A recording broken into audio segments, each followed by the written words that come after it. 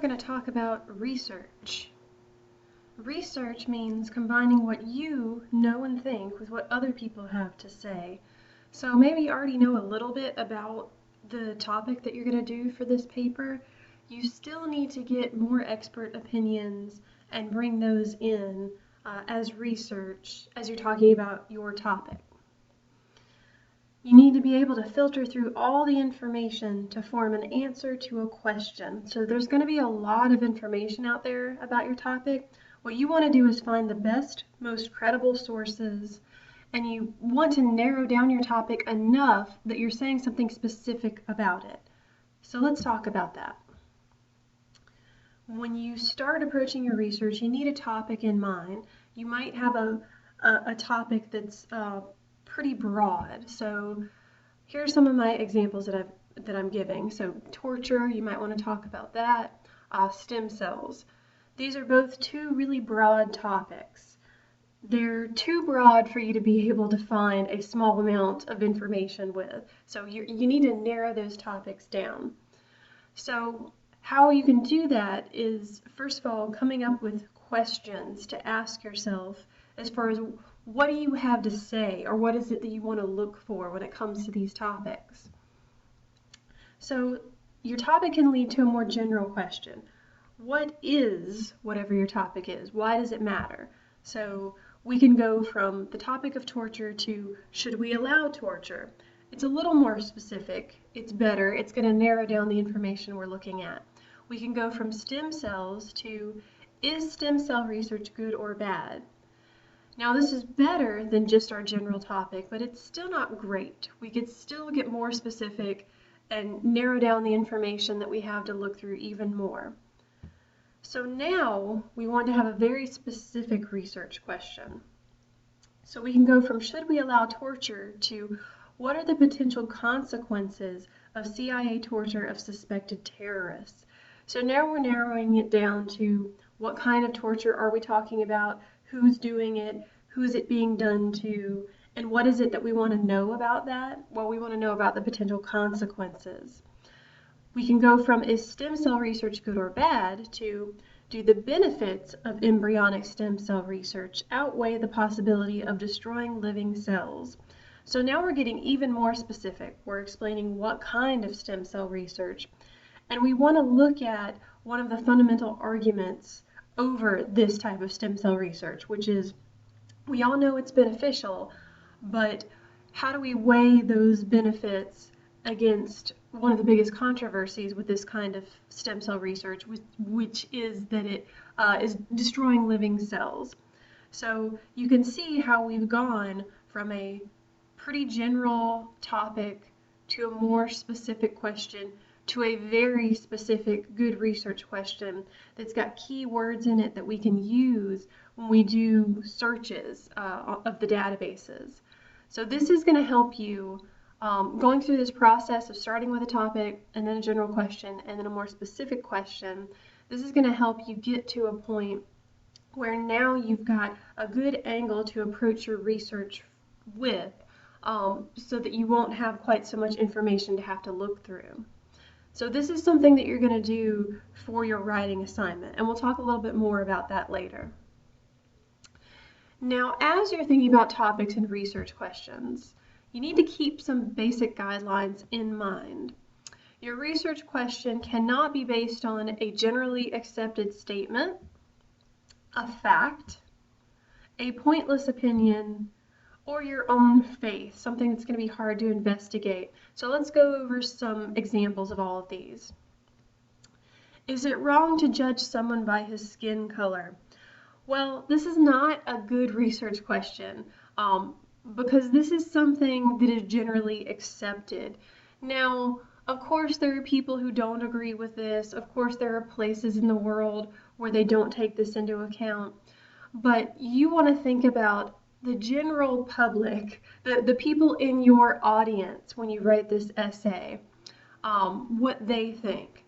And so we don't want to respond to just the most extreme arguments. You know, in this case, we're not writing an essay for people in the KKK or neo-Nazis.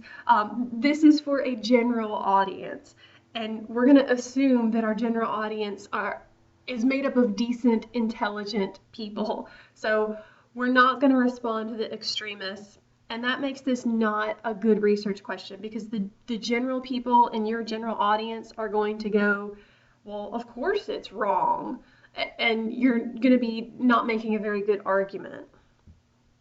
Does broccoli taste awful? Well, first of all, this is just a stupid question, but the main reason I bring this up is because this is a matter of taste. This is a matter of opinion, and so, and this is one that you can't write an academic argument about, so don't do something like that. Is Lil Wayne a platinum-selling artist?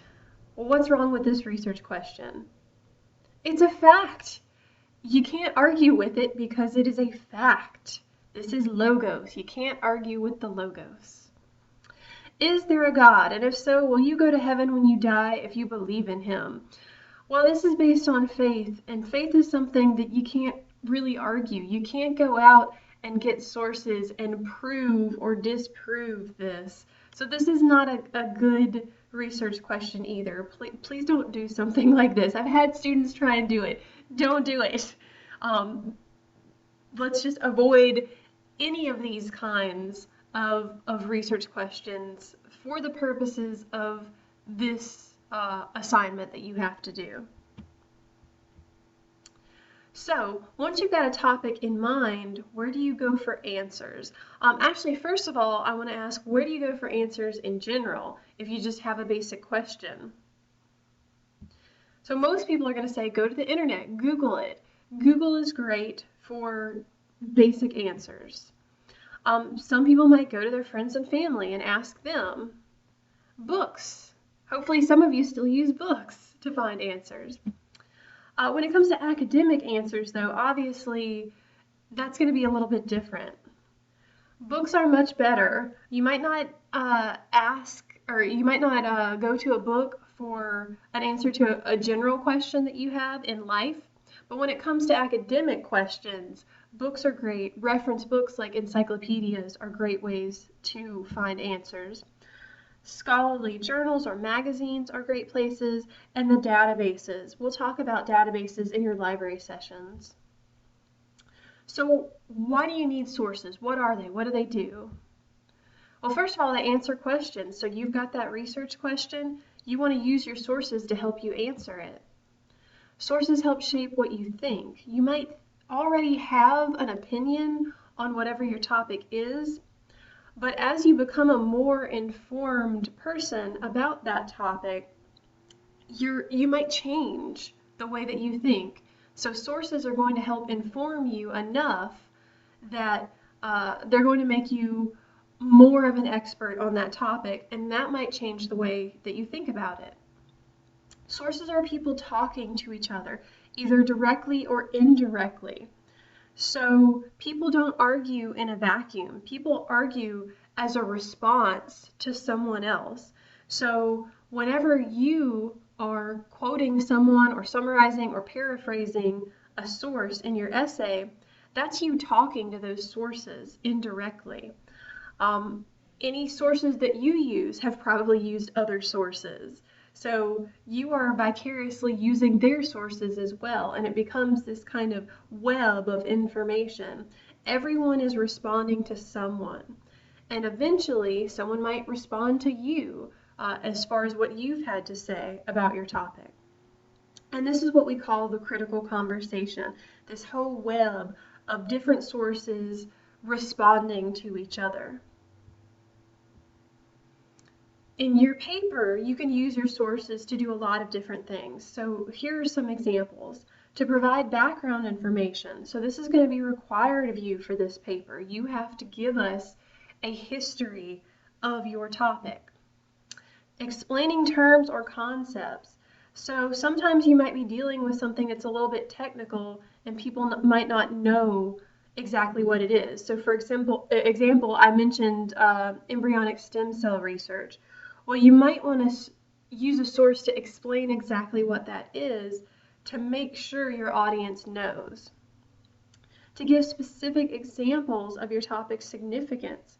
So historical examples, legal examples, just anecdotal examples that exist, anything that's a specific example of how your topic has affected people, you can add that into your essay to show your audience why should they care about this topic. How is it affecting the world? And of course, sources represent the critical conversation. You can include sources to show here's what people have to say about this topic. And then you'll be responding in the second half of this essay, you'll be responding to what those people have said. Sources need to be approached objectively but skeptically. So that means don't go into this already thinking you know exactly how you feel about your topic, but you do want to make sure that you're evaluating your sources for credibility and for bias. So we're going to look at some examples.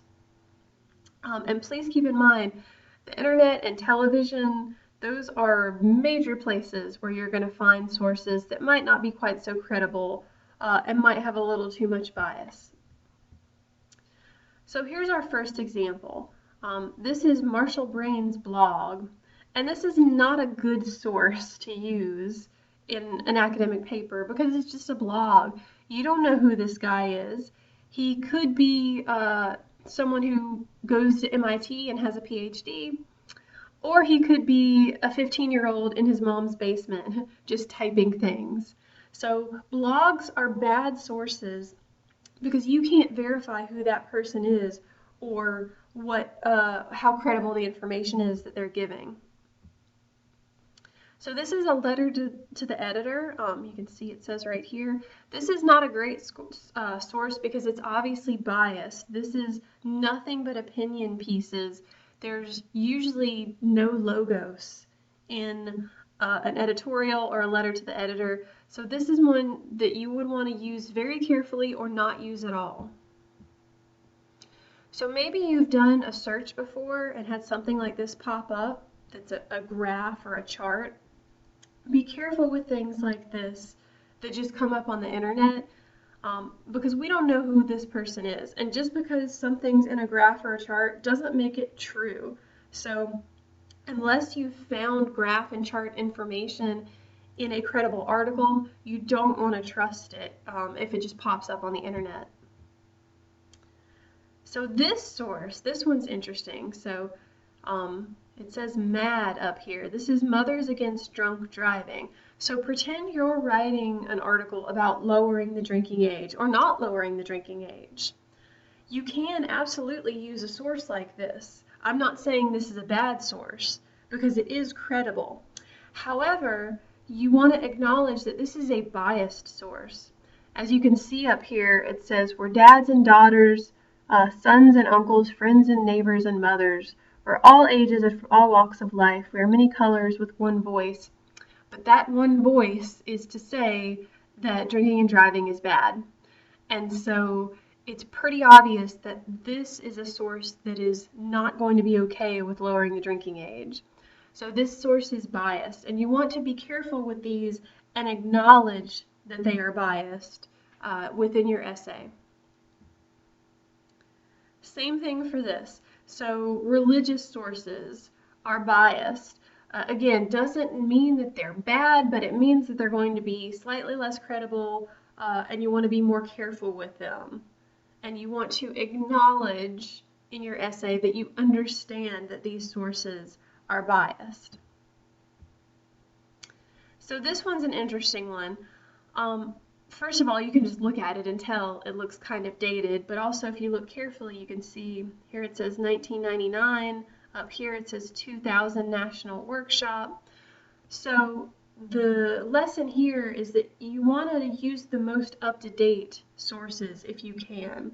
So something from 2000 is probably a little too old. I prefer that you use sources from the last 5 years or so. If it's older than that, then you can use it certainly to bring up historical examples and to give background information. But as far as the critical conversation itself, showing the different viewpoints, you want to use more current information than that. So I would say 2008, 2009 is about as old as you want to use for your information. Something like this, just like with some of those other sites we've looked at, uh, this is obviously going to be biased because any information that you get from it is going to be skewed with the goal of getting a politician elected. And so you're not going to get the most credible information off of a site like this. So this one is interesting. Take a second to look at it. This says America's hottest governor, and this is Sarah Palin, if you're not sure. Why might this be biased? So if you notice that this is Alaska Magazine, if you know anything about Sarah Palin, that she's from Alaska, you can understand that this is biased because it's the state that she came from, and they really wanted her to become the vice president. So this is another example of bias. Major bias here. Cable news networks are pretty awful. I encourage you to not ever watch them unless it's just for amusement, because they're just so bad. They're much more about entertainment than they are about giving you actual information. The information that they give you is so biased in the way that they report it that just stay away. Don't use any kind of information from any of these cable news networks. The Daily Show and the Colbert Report and Weekend Update on Saturday Night Live, these kinds of shows are giving you information, and they're great shows. They're very funny, but they're giving you information usually in a slightly skewed way because their number one goal is to make you laugh and to make you want to watch the show again and to be entertained. So even though I think these are all great shows, they're still not the most credible sources, and they still are slightly biased. Wikipedia. Everybody loves Wikipedia, but Wikipedia has its problems.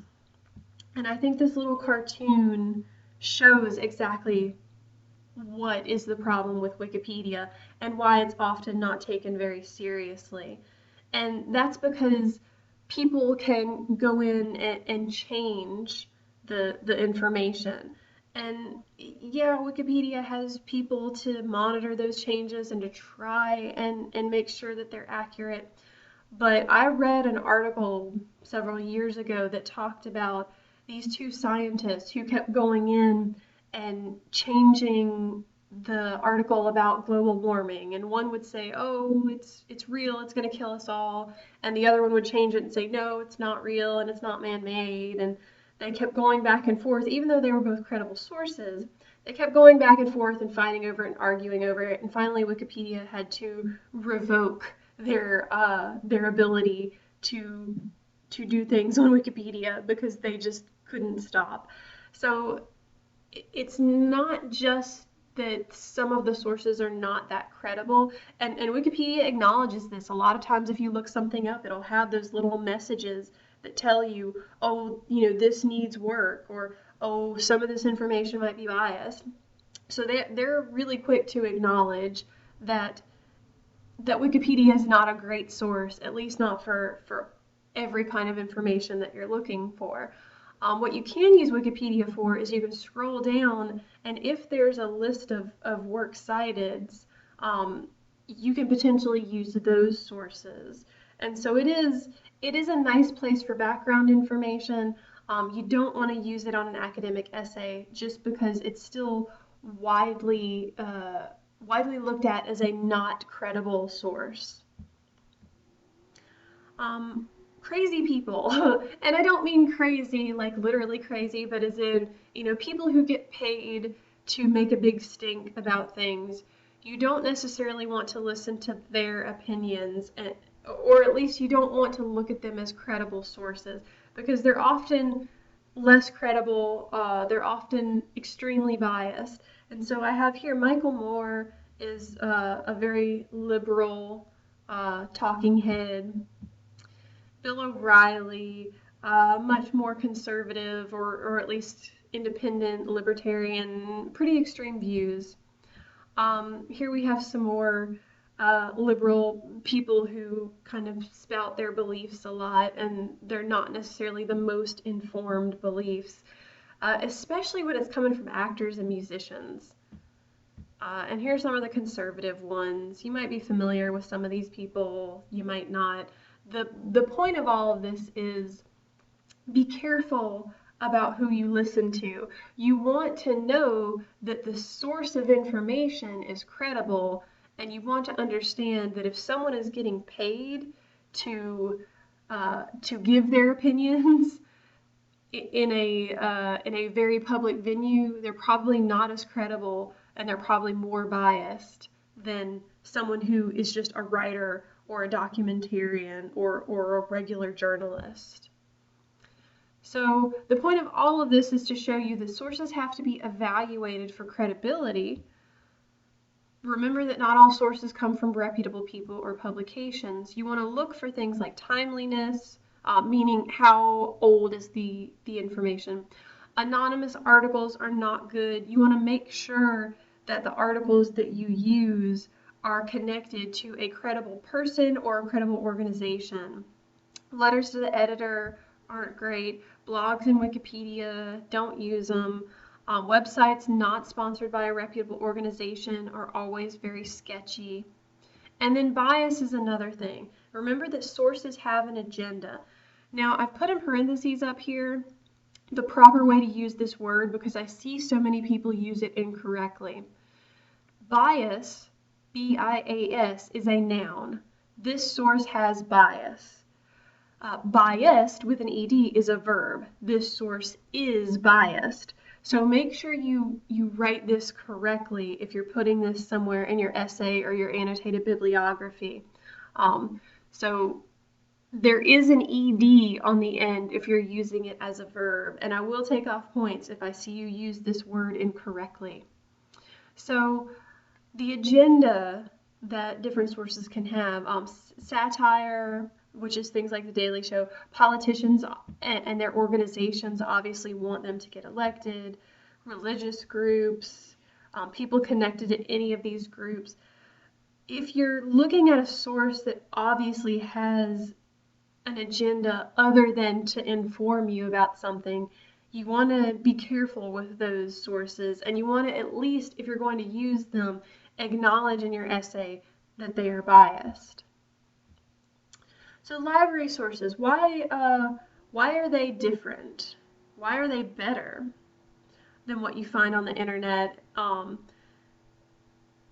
So things that you find in books and databases from the library, they are inherently better.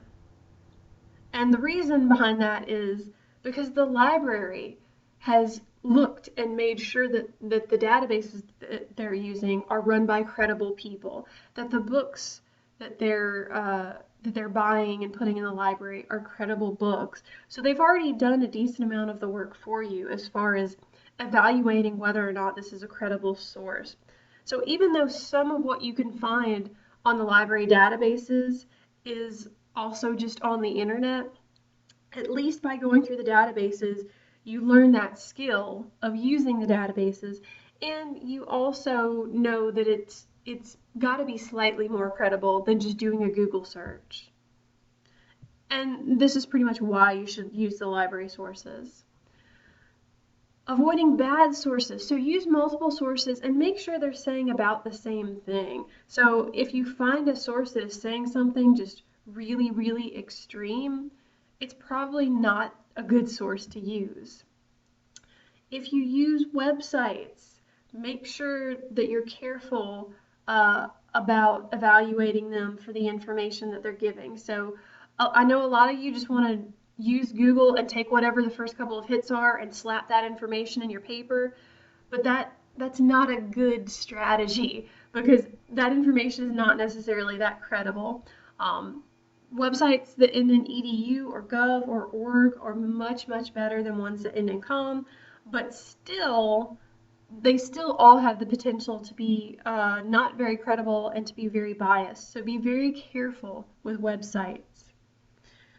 Use authorized articles that include their own list of credible sources. So this is a great way to know if your source is credible. If they're giving you a list of works cited or a bibliography or something that shows you where they got their information from, and you can look at that and go, well, yes, these are credible sources. So this person has that form of ethos. They've done their research. They've used good sources. That's how you know a good source from a bad source. Acknowledge bias. Again, biased sources are not necessarily bad because they can still be credible, but you want to be careful in the way that you use that information. You want to make sure that you acknowledge if a source is biased. So things you can find in the library, books, newspapers, magazines and journals, and of course databases. Don't forget about encyclopedias, or you can use encyclopedia.com. That's also a good website. Documentaries and interviews. So you can also use these, but they have to come through the library. Don't just use YouTube documentaries. And interviews, if you know someone who is an expert on your topic or who has personal like eyewitness accounts about your topic, then you can also use interviews.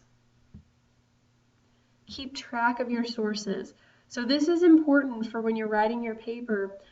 Take notes from your sources or print them out. You can print them out in the library, especially if they're articles. You can make copies from books. Make sure that you're doing that. Make sure that you're keeping track of which notes come from which source. So if you print them out or write them down, make sure you've got that information in there, because I always have students come up and go, oh, I have this information, but I can't cite it because I don't know which source it came from. Well, that's not my problem. You have to go back and figure that out. And if you don't include that information, that's considered plagiarism. So you need to make sure you're citing your sources.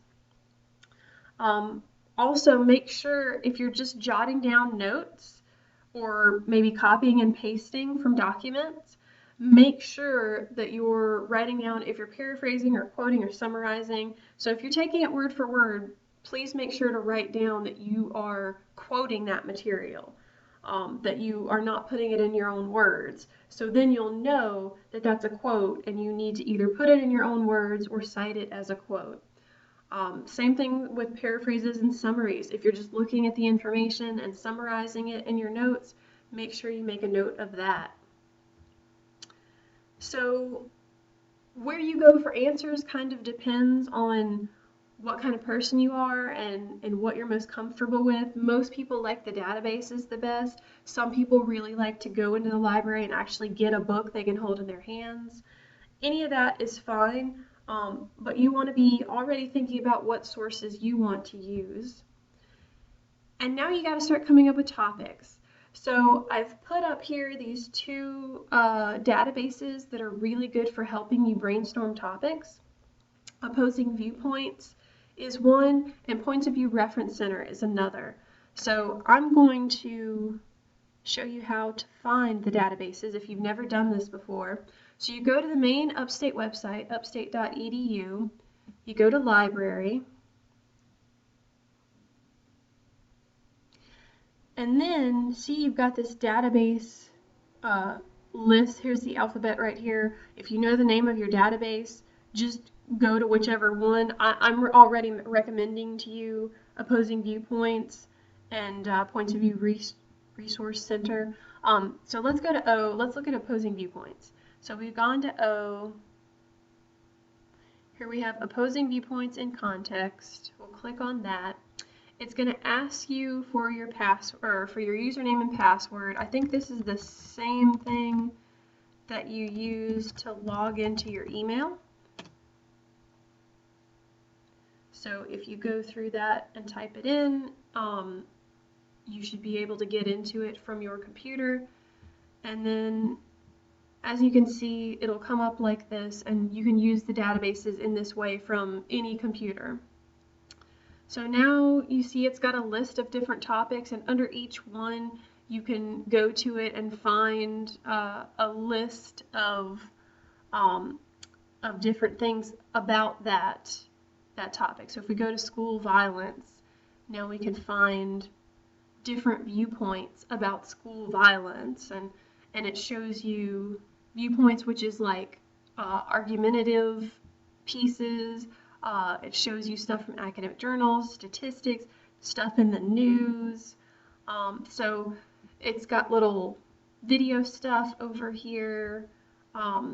It's got tons of stuff. So this is a really good resource for you, especially as you're starting off to look for topics. Points of View Reference Center is another really good site that can help you brainstorm topics. All right, so now to your writing assignment. I want you to come up with 2 possible topics, a main topic and a backup topic. You must write down 2 to get full credit for this assignment. I hate it when students go, oh, I know what I want to do. I don't need a backup topic. I don't care. Write down 2 of them. And I've had lots of students say that they don't need a backup topic and then they change their topic. So don't tell me that you don't need one. You got to come up with 2 regardless. And for each one, you need to come up with a specific research question. So go through that same process that I showed you in the beginning of this lecture, where you've got your topic, and then you go to a general question, and then you use that to go to a more specific question. Now, you don't have to write down your general question, that in-between step. All I want is the topic and the specific research question. But the question needs to be specific. It needs to be as specific as those examples that I showed you about stem cell research and torture. So go back to those, look at those again, and model yours after them. This can be handwritten or typed, but you do need to write this down because you are going to turn it in to me in the next class, and I'm going to look over these just to make sure everybody's on the right track. All right, so that's your writing assignment. If you have questions, let me know. Otherwise, I will see you in class.